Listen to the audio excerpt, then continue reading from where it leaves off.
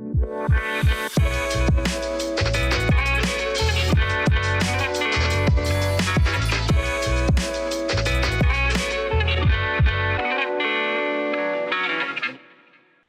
and welcome back to Made Possible by Pop Culture, the podcast where I interview celebrity guests about influential pop culture in their past and present.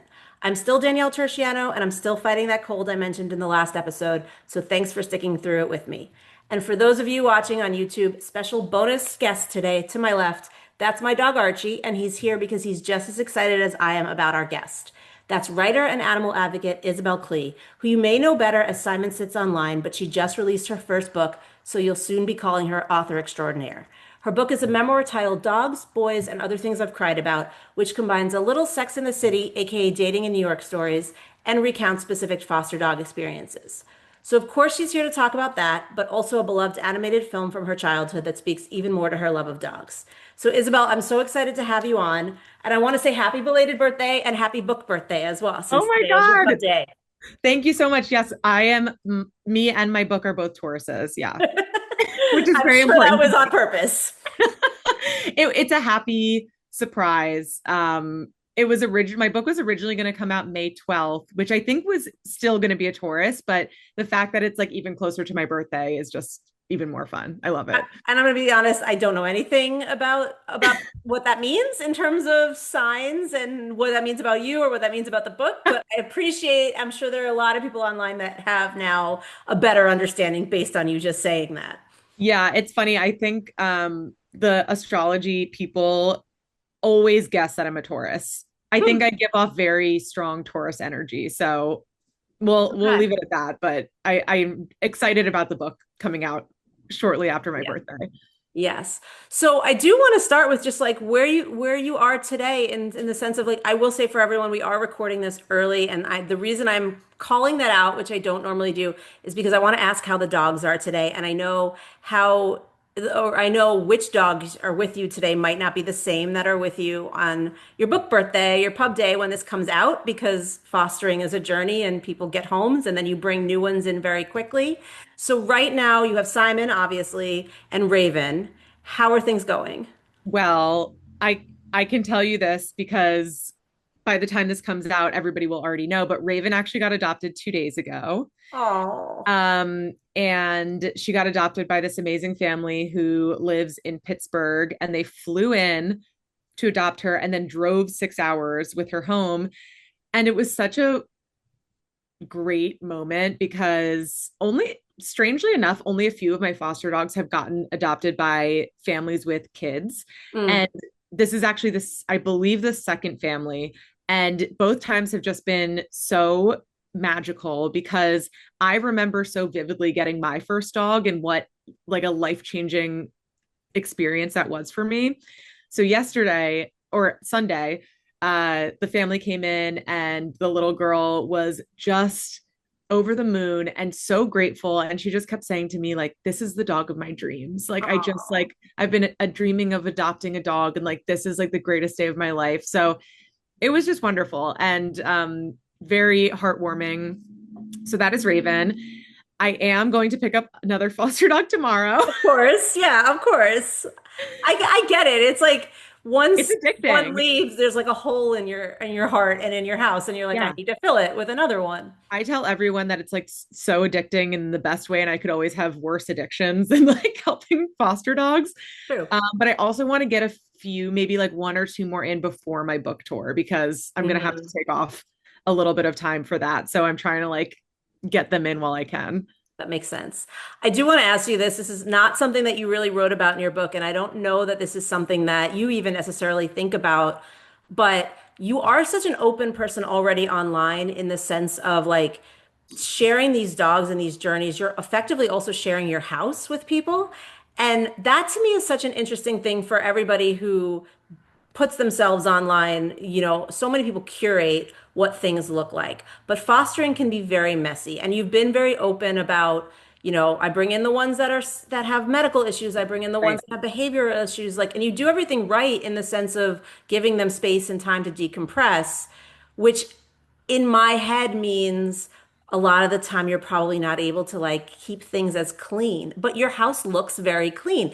And I will say that I follow a lot of you guys who foster on Instagram, and I'm not going to name and shame other people at the moment, but I watch some other accounts where you can smell it as you're watching, if that makes sense. Like you can Yes, see it the does make soiled pee sense. pad, you can see that they haven't been bathed in a while. And I'm wondering, like, for anyone who maybe this is just an OCD thing, but for anyone who wonders about that or has that trepidation about fostering, like, how do you do that? Like, I'm assuming you're not throwing them in the bath the first minute that you get them in the house. Yeah, it depends on the dog. Sometimes I am throwing them in the bath the first minute they come into the house because they're like they show up absolutely disgusting and you need to.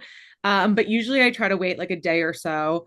Um, I am a pretty I'm like a very tidy person, but I'm not like obsessive about it, which I think is the sweet spot where it's like I'm a very clean and tidy person, but I'm also not precious about my home where if a dog pees or poops or throws up or something happens, I am like so it's like I'm so used to it at this point.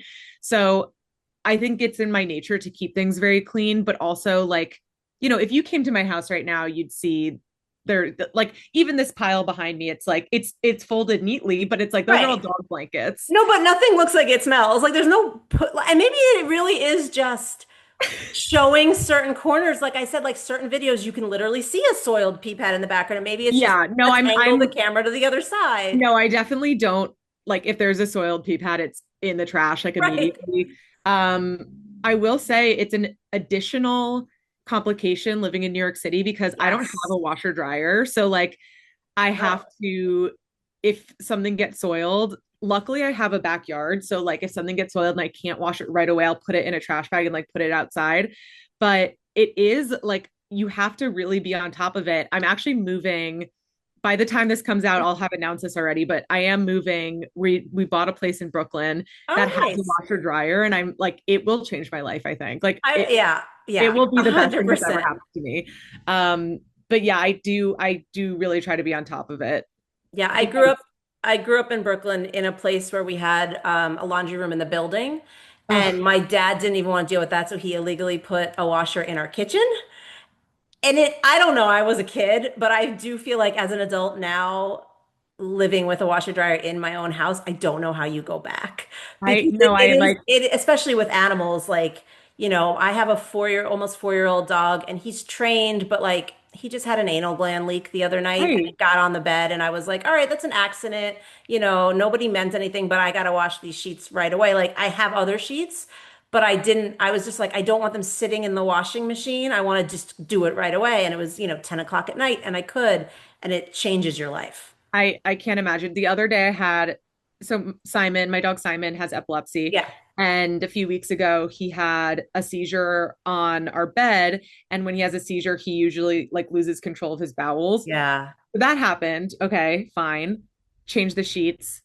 As soon as I change the sheets, he gets up on the bed and throws up on the bed on the new sheets. I was like, I am going to die. Like I'm not okay. So it's like moments like that where I'm just like, I can't do this anymore. Yeah. Yes, I understand. But this also speaks obviously to your love of dogs, which you mentioned, you're already talking about getting your first dog and what a pivotal moment that was for you. You also picked something in pop culture, the 101 Dalmatians, which I think also very much speaks to like you've loved dogs for a very long time. I'm assuming you were talking about the animated cartoon and Yes, not the okay, animated. great. Although I remember going to see the live action one when I was a little bit older and loving it. But the I think 1961 Hmm. animated 101 Dalmatians really was like that is what kickstarted my obsession with dogs.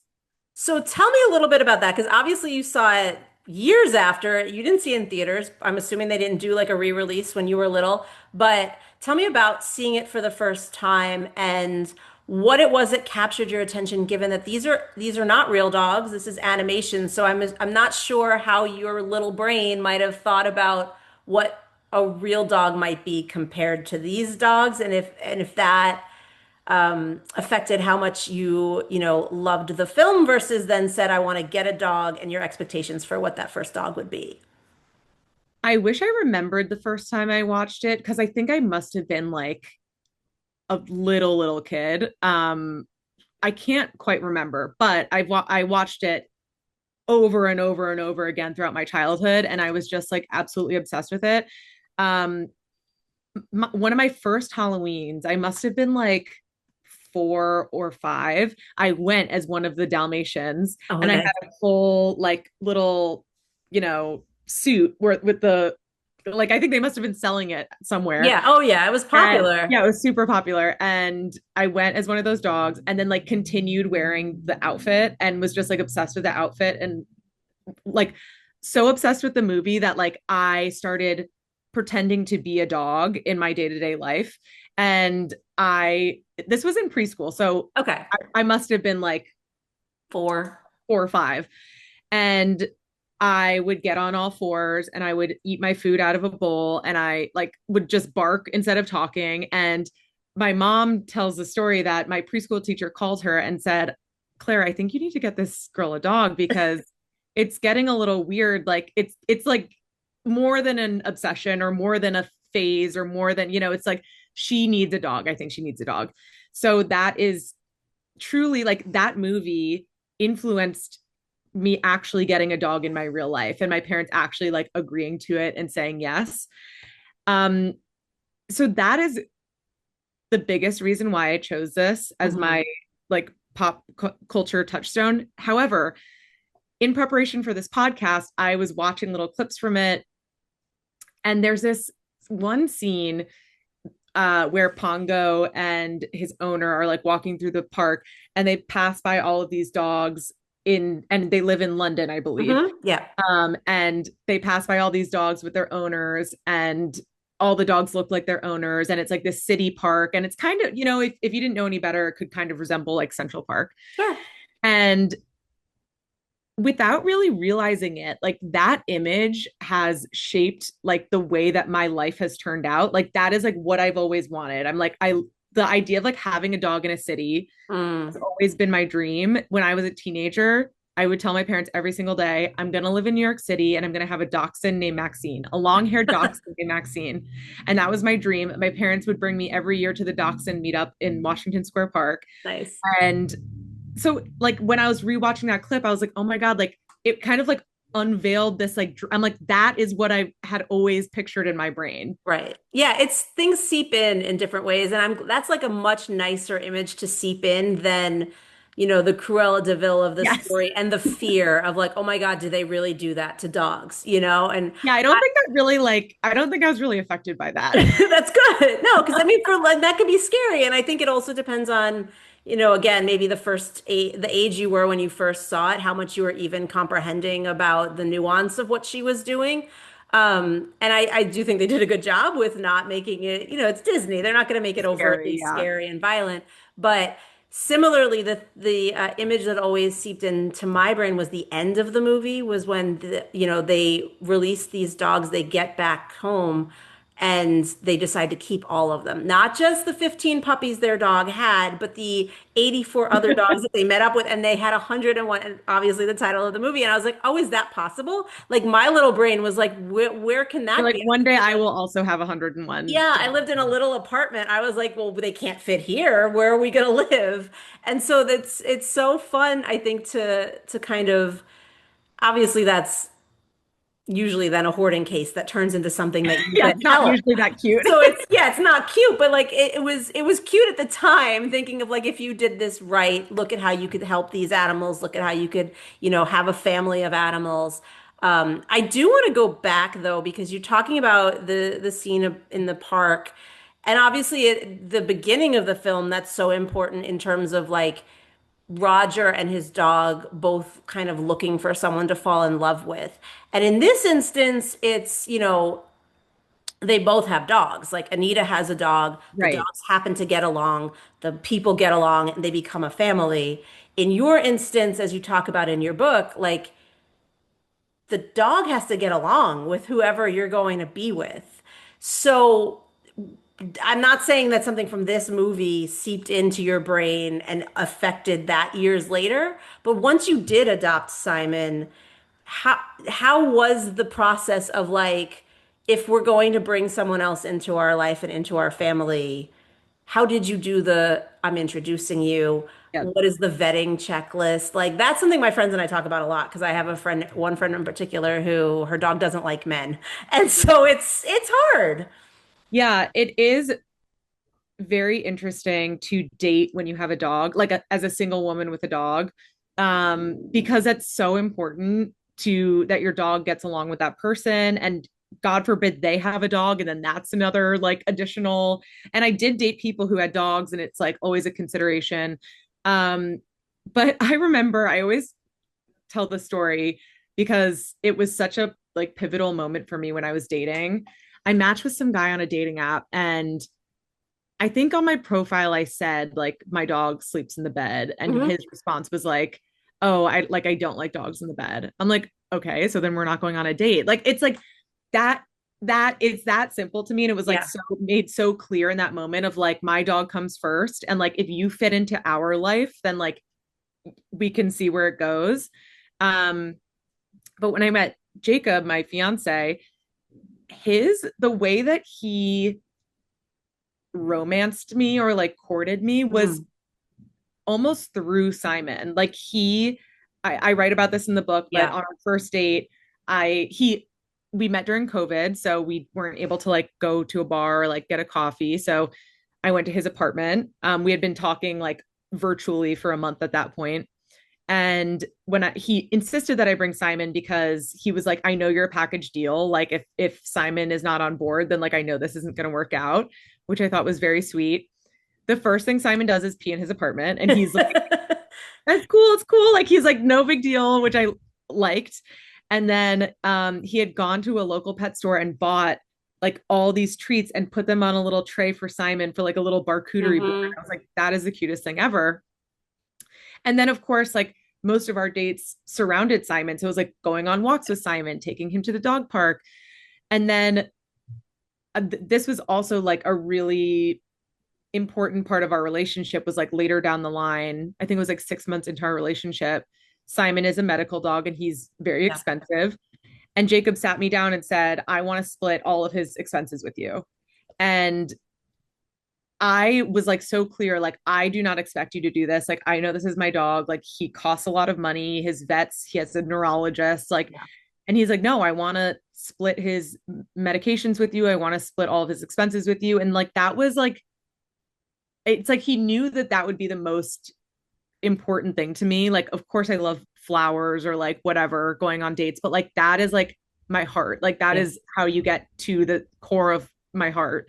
And so I do think like the way that he considered Simon and the way that he showed up for Simon truly impacted our future together. And like on the flip side, guys who were automatically like, no, he can't be in the bed. No, I don't Right. want to do this. No, I'm like, okay, no problem. Like it says a lot about a person and like the way that they're able to fit into your life. Yeah, I mean, I would argue it says a lot about you too, because you weren't like, oh, I want to try something with this person so much that Right. I'll do something that's different for my dog and upset his life and, put this stranger in front of your dog, which I think some people would do. I think there are some people who are, I don't want to say desperate, but like fearful of not finding the right person and I'm not like yearning seeing, for love and attention. yeah, not seeing that like, well, the right person isn't going to make you change those things, and I think a big message that I tried to get across in this book was also kind of that like I had been desperate for love in the past and I had felt that way. And it wasn't until Simon and like until these foster dogs that like I felt not that your relationship with a dog is like fulfilling in the same way as a romantic relationship, but like I felt fulfilled Mhm. in my love. Like I felt like I don't know, I had this connection and I had this creature that loved me no matter what. And so I didn't feel quite as like desperate to fill that space with something that wasn't the right fit. Yeah. And that's not to like shame anybody because I think it's so normal to feel that way. It's so normal to want a relationship, but like that's why I tell everyone I'm like if you're single and lonely, like get a dog. Yeah.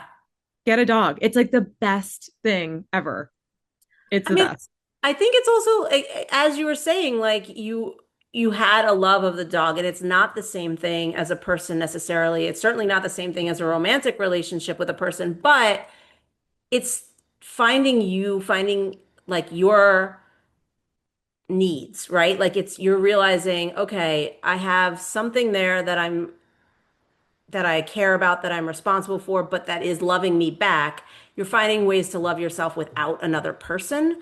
And I think that sometimes is like you can't always even be ready for the person that you're meant for until you like love your life and love yourself. Yeah. And so if you need the dog, or maybe not need isn't the right word, but if you have the dog to help you with that, then it also is helping you with the other things that come later. But it's not just personal for you. Like you, this is now you're also your career, like your book, Right. the work that you're doing. I want to go back because you do write about this in the book, and it's fascinating to me that you worked for the Doggist, that you were an assistant helping take photos on the streets of New York City, which explains, I think, a lot about why your content is also so good right from the jump of like, well, you've been doing that type of work for a long time. And you kind of called it a dream job in the beginning of the book. Was that something that was ever on your radar when you were younger? Like, not as young as like I'm watching 101 Dalmatians, but like at what point did you start to really see like, oh, maybe I can turn this love into a job? Never, like, never crossed my mind, not once. I was a senior in college and I followed the account. And it was kind of, I call it like the Wild West of Instagram. Like, it was like really the beginning of Instagram. Like, influencers didn't really, they were like just starting to exist. And creators were just starting to exist. And so I followed this Instagram and I had, some of the books. I think the first book that had come out, and I was about to go to class one day and I just see a post saying that the Doggist is hiring an assistant. And I was like, starting to get to the end of my senior year, like starting to be like, I should probably get a job. And it was literally just like put into my lap. Like, Hmm. this person is hiring an assistant. I'm like, oh my God. Like, it never even, at that point, I was already obsessed with dogs, of course. I was volunteering at Bidewee on the Upper East Side. Mhm. And I was just like, oh my God, like this is so crazy. And so I literally applied like on my way out the door. And I think there were over 700 applicants and a couple rounds. And I eventually got the job. But yeah, it was never something I like. No, I don't think any kid, maybe now kids would, but like at that point, nobody's like, I'm gonna grow up to like work for a dog photographer. Well, Like, that's not a job. yeah, no, not even I didn't even mean that specifically, but I guess just in general of like working with Working with dogs animals. because yeah, I mean, going to college for a real they're all real fields, but going to college for Yeah. something that, you can get a degree in that was not like an animal science is Yeah, very no, different. I was really looking for like marketing, like social media jobs, I believe. I can't even remember. But like I did when I was in New York City, a college kid in New York City, I did all sorts of internships. I worked for the government. I was an intern for Zach Posen, which is like, high fashion. Hmm. Hmm. Um, I, you know, I did like another like writing, whatever. I did a lot of different things. Yeah. I did photography, like, and so I was just like looking for a job. And but I wasn't looking, I wasn't looking at like shelters or like, Sure. so that wasn't my focus at all. And yeah, this job kind of like fell into my lap and co- combined, like unintentionally combined, or it led me to unintentionally combine the two things that I loved most in the world, which was dogs and writing later Hmm. down the line. And Yeah. writing is my, other than dogs, my biggest passion. Hmm. And my dream has always been to write a book. But that's another thing that you're like, nobody does that. Like, it's like being an actress. You're like, yeah, sure, you want to be like an Oscar nominated actress. Like, nobody does that. And so I didn't think that that could be a career. Okay. And um, so yeah, it just kind of unfolded that way. And it was not really intentional at all. Well, I do want to talk about the actual genesis of the book because I see so many people with big Instagram accounts that do children's books about their dogs, whether they're self-published or not, but you went the memoir route. And so I am curious about the genesis of that. Like, did you say that or did someone come to you and say, "We want that from you"?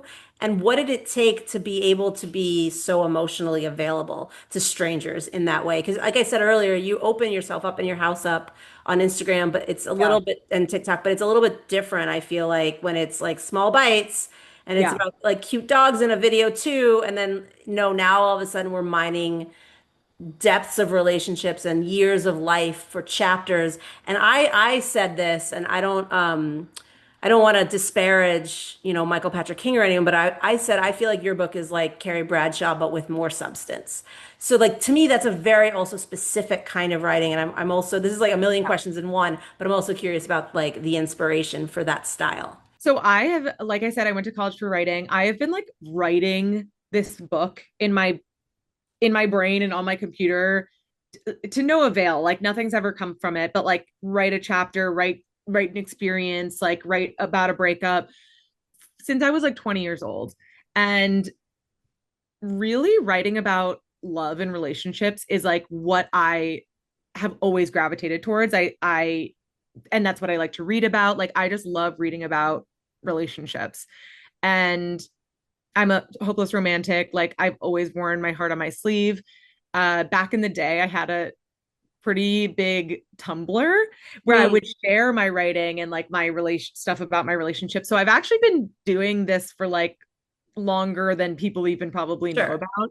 Um, but then I got kind of like sidetracked into the dog stuff. And when I got let go from that job is when I started doing my own Instagram account. And that is where combined the writing with the dogs. Fast forward to April 2024, my now literary agent, Jessica, reached out to me and she cold emailed me and said, "Have you ever considered writing a book?"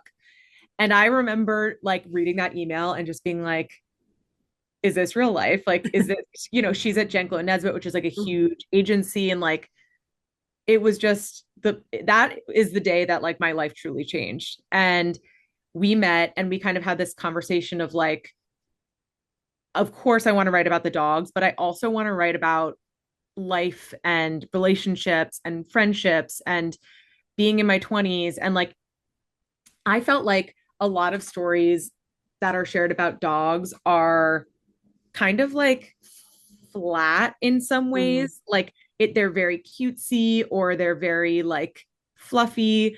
But to me, dogs are the greatest connector that exists in humanity. Like everybody loves dogs, or most people love dogs, no matter who you are or where you came from or your, gender, race, Mhm. political affiliations. Like it is the greatest connector. And I think that from my own personal experience, like the relationship that I had with dogs mirrored so closely like a romantic relationship or the intensity of a friendship or when you lose a dog, losing a parent, like it's all so connected and those feelings are so weighted. And Yeah. I had never quite read a book. There are so many great books about dogs, but I never quite read a book that like really took that relationship super seriously. Hmm. And I felt like that was just important as like a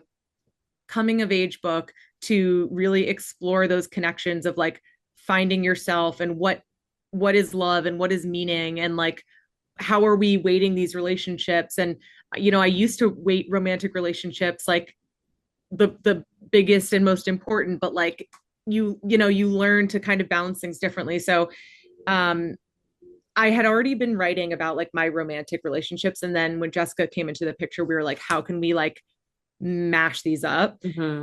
And we came up with this concept of the book. And yeah, so basically, like it follows my life chronologically. Yeah. And then each situation that I go through is kind of mirrored in a relationship that I have with a foster dog because they are so similar. Yeah. And when I was going through and like mapping out all the chapters, I was so shocked by how many parallel like I was like, okay, I came up with this concept and like I thought it was going to be kind of difficult to be like, how can I make this connect to this? But it was like so easy. Mm. Um, and that just shows me like, yeah, this is people are going to connect with this because it's so linked. Yes. And people have, I mean, already I see all of the posts about like, I'm sobbing. I'm only like third way Right. through and I'm sobbing. Which also what you just said speaks to a question I did have about like how you chose which foster dogs you included in the book. Because for people who have been following your journey with them, I'm sure people have favorites that they want to hear more about. But linking them to something personal on your romantic side makes a lot of sense. Beyond that, did you have any other inspirations for your style of writing? Like, how did you develop your voice? I I think I've always had a pretty distinctive voice. Like I think if you read something I wrote in high school, you'd be able to like know that. I mean, it wouldn't be very good, but I think you'd be able to know that I wrote it. Um, but I remember, and I think the other piece of pop culture that I sent over to you was Normal People. Yeah. And Sally Rooney was such a huge inspiration for me. When I read Normal People and Conversations with Friends, Sally Rooney has such a distinctive voice, like first and foremost, but that was the first book that I remember reading and being like, I like that's what I want to do. Like that's how I want to write, that's how I want to sound. And of Yeah. course, like you're everybody is going to sound different and like themselves, but like she was just such an inspiration to me. And similarly, I think Sally Rooney does such a great job of giving real weight to young relationships where a lot of people kind of make it seem like fluffy or flighty or whatever it is. She really like takes it seriously and Yeah. really takes those emotions seriously. um and I was so inspired by that because when you're young, falling in love is like it you just feel so much. And there's this quote that I always think about with my dad. It was like after a breakup and I was like sobbing and he looked at me and said, "When I see you, I always remember how much young people feel." And Mm. it's like not that your life becomes less than or you feel less, but it's like your emotions are just so heightened and it's so important at the time. Yeah. And I think a lot of people look back on that and they're like, oh, it's just puppy love, or oh, it's just like, but it's like that at that moment, that is the most important thing that's ever happened to you.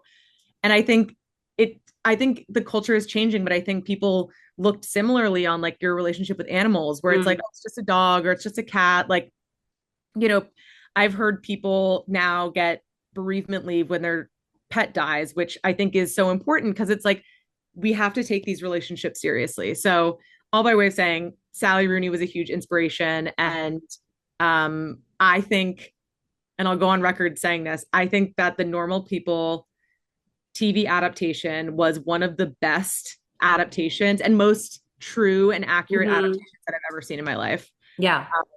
So I just love that. I love that show. So I do want to go back to something you just said though, because when you were talking about like young relationships and it feels like the most important thing at the time, like I also think those are the things that like seep into you at kind of a core level. And like you take lessons if you're self-aware and you're looking back and reflecting on them, you're taking lessons from them for everything you're doing next, whether it's again romantic or even with animals or even with friendships and family. And you have written this book with some of that hindsight. So I am wondering how that affected the way you told any of your stories. If you felt like I don't know if this is a fair phrase, but I have to give the people, whether it's me or the person I was dating at the time, a little bit more grace because I have this hindsight, because it's not so raw that as it was when it was happening. How did you sort out kind of finding what tone to tell the stories in? Yeah, that's a great question. It's funny when it was, I can't remember. I think it was after the legal read, the lawyer said to me, like, you were really nice to all those guys. Like, and it's true. I want to say that I could have been much meaner. Because on the flip side, I read it. I don't really read reviews, but in the beginning, I read, of course, like every review that came out. Now I'm like, okay, I need to like stop.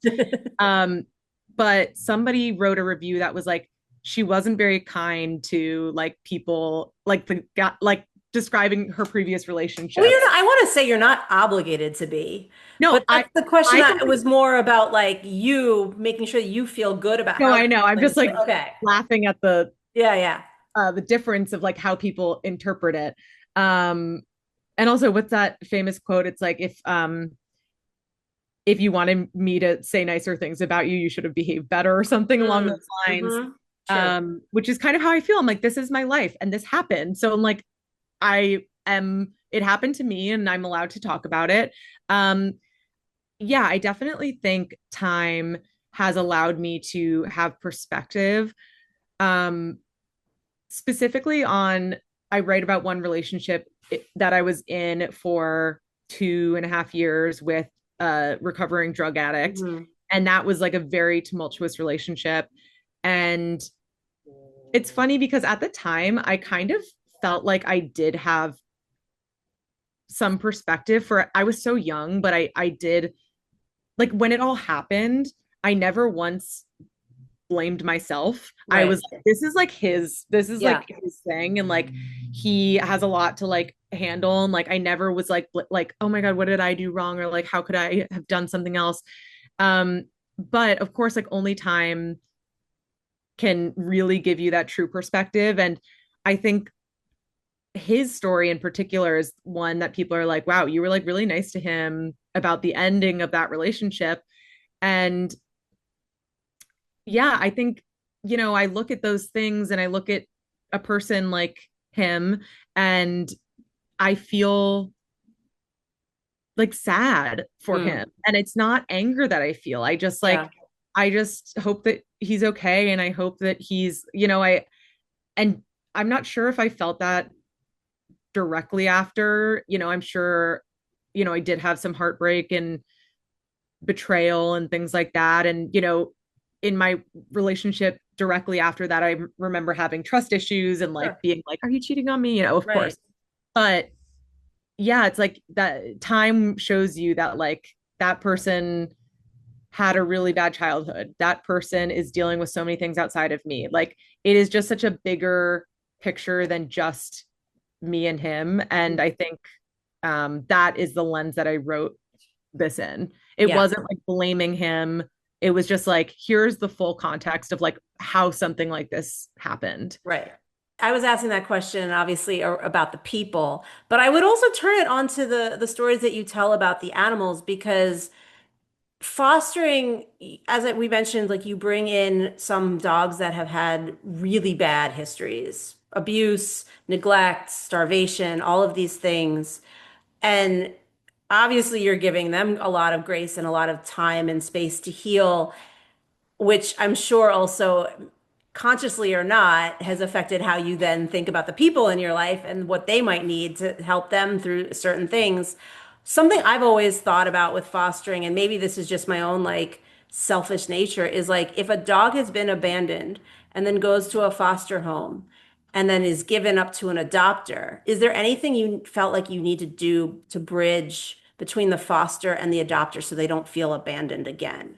Is that something that, I mean, I'm not saying that like it's No, something no, I out in totally get it. writing, but just in general. I get this question a lot. And um, I think that myself and all the other people who share like fostering content online are, I think the conversation surrounding fostering has changed so much because of people showing the process.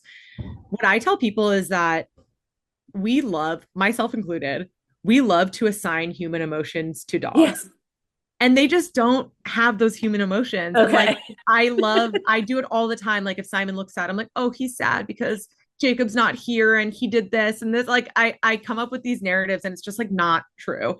Um, Foster dogs, they like, or dogs in general, want like a warm place to sleep, walks, a place to go to the bathroom, a full meal and like some toys. And if they have that, like they more times than not are happy. Um, I have never had a foster dog go to a family and like be depressed and sad. Like it is fostering is only it helps transition a Yeah. dog from like it's I would argue much worse for a dog to go straight from a shelter to a home Hmm. because the transition is so stark, which is kind of what a foster is there for. Like Yeah. you are there to be that transition of like Right. potty training the dog, crate training the dog, getting them used to people, like socializing them. So that by the time they are adopted, it's like almost a seamless transition. Raven just went home 2 days ago, and literally that night, I got a text of her like cuddled in bed under a blanket with like her new family. So I'm like, I completely understand Sure. why people have those thoughts because I do the exact same thing. Like we love to think that like our animals have a greater understanding than they do. And I'm not saying Yeah. they're like stupid, but it's No, like but you're they just right. they just don't think the same way that Right. we do. I mean, And honestly, like my dog would go home with anybody. Like I take him right, to the park and he's like looking for other people to go join their family. So I kind of right. I kind of knew when I was asking the question like what the answer was going to be. But I do also want to flip it onto the writing of it because you're also, I mean, you're writing about your experiences with these dogs through hindsight. And sometimes when we look back on it on a life with someone, we only remember certain things, Hmm. the good or the bad, depending on how the majority of that relationship was. Did you need to rely on like your past social media at all to remind you of the best nuggets to pull out for those chapters? Or did you feel like you had a pretty good, like true memory of the good and the bad and the things that would make the most sense for those chapters? That's a great question. I have like a really it's funny, my fiance makes fun of me because I have like such a good memory when it comes to like memories. Like I'm like we were, at this restaurant on this date and I was wearing this and like if he asked me a fact about something, I'm like I couldn't literally anything. But like even if he's like, "Oh, what foster did you have on like August 28th?" I could tell you. Like it's like the way that my brain like categorizes things. So I do remember pretty much everything that happens with my foster Mhm. dogs. But it's hard to say. Like I think that me creating content helps me to like remember those things and remember them because the way that I make videos is very episodic, Hmm. um, intentionally. Um, I love the storytelling aspect of social media and like creating a narrative. When I get a new foster dog, a lot of people say, like, oh, it's a new season of my favorite show because that's the way that it reads. So I think that because of that, it's like stored in my brain in that way of like, here's when Itzy got surgery. Here's when she played with a toy for the first time. Here's when she met her family. And it's like I remember them in like these episodes. So I Hmm. think when it came to writing, because I think my memoir is also because of that very episodic of like it's in chunks. Hmm. Um, I think that helped me. I think the content creation definitely did help like log information in my brain. Right. And you don't really get into the content creation aspect in the book. I didn't, and I didn't. I don't think I mentioned it actually. No, and so that's why I want to talk a little bit about it now and ask you a little bit about like you just talked about like your style, but there is a lot I feel like that people can learn from how you do it. Is that something that you actively said, I don't want to give behind the scenes, I don't want to give tips in this book, like that's its own book? Like how did that decision to not include it come about? I I kind of wanted this book to like stand the test of time, and that sounds so dramatic. Like No, it doesn't. It does but not. I wanted it to like I find sometimes that if I read a memoir or like a book and they're like heavily focused on like imagine if you were to read a book right now and they're like I had like 5,000 Facebook followers, you'd be like okay, Hmm. like it's like it just Hmm. comes across as like dated Yeah. and I'm rewatching a lot of things from the COVID era right now, and I know Yeah, it's like exactly what you mean. Yeah. It's like, it's oh right, based we were doing this digitally and you guys were that's why you had to do that animated episode. Yeah, okay, let's move on. right. I I also just like think it's kind of cheesy to be like, this video got 300,000 views. Like, I don't know. It just like, it's like besides the point almost Yeah. to me. Like, the social media aspect of it, obviously, like, I do not discredit it at all because it's so important to me. It's why like all of this exists. But the story is not social media. The Yeah. story is the dogs. And so, like, the way that I grew the platform, the way that how many followers I have, how many likes the video gets, like that is like not important to this the whole story as a whole. And I just didn't even want to touch on it. Like I was even hesitant to bring up my previous job because like to me that's also kind of besides the point. And like, you know, in some regards, we ended up including it because there are so many like cool story like when we went to Ireland or like there's so many cool stories that came from that. But yeah, I really wanted it to be like tight and about me, but like not in like a surface level way. Yeah. Like, and I think that it can be such a tricky line when like an influencer or content creator is writing a book. Like it can come across as like very, I don't know, like self-involved and like and I think that's the narrative too that you kind of have to overcome of like, what does this influencer Mhm. have to say? Like, what, oh, this influencer's writing a book. And I really wanted it to like stand on its own. That's also why I was very, very intentional. And like, as soon as we started talking about the cover, I'm like, I don't want my face anywhere near it because even when I was in talks with editors, I was like, I do not want my face on this book. If you want my face on this book, like, I don't want to work with you because I wanted it to be like a crying in H Mart or like this memoir that like, you know, the writer of crying in H Mart is Mhm. the lead singer of Japanese Breakfast. And Yeah. it's like she doesn't speak about that at all in her memoir. Her memoir completely stands on its own. And that's like really what I wanted it to be. I just wanted it to be like this book. And you could read it if you follow me, and you could read it if you don't follow me, and it still has the same impact. Yeah. Okay. That said, I think the biggest impact is probably Simon.